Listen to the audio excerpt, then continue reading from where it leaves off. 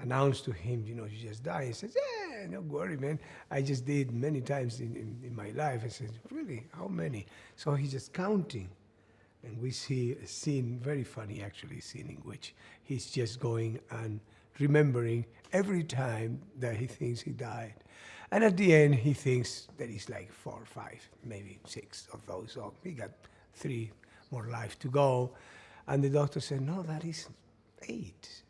Just the story that you told me, if you count them properly, it's going to give you a number that is very close to the real end.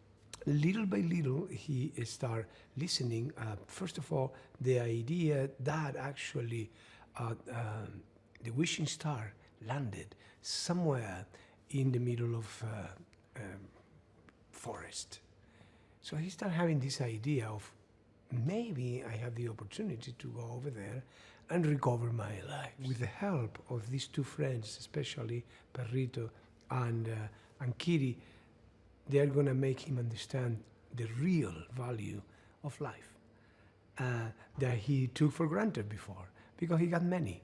But now that he got one, which is what normal humans do have, one life, he's going to get a beautiful lesson about that value of life itself. I have been doing actually sessions of Puss in Boots for 12 years consecutive. This was the longest space, but now it seems like the right time just to pick up Puss and just throw him back to the big screen, the place where he belongs. It's very difficult to describe when you are acting in a movie with your voice. You're just giving them your voice session after session, in voice that is not attached to any image at the beginning.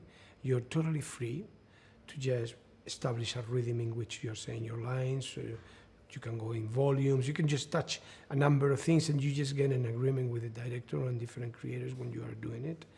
But then when you start receiving the results, it was for me the most spectacular of all this time. I was in awe of the subtleness, the little expressions that they were able to capture. There are details of real acting in these characters captured by these cartoonists. Something that has happened from the beginning has been actually supporting the idea of diversity and being in that way very openly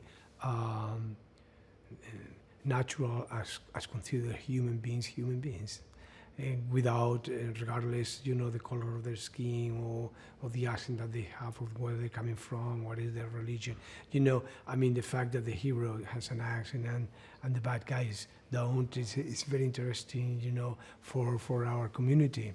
And especially because this is getting in the brain of kids. They're growing with that idea that they don't establish a relationship between bad things and accent. It just it treats my community. I think always did every movie in which Puss in Boots has been there very fairly, very.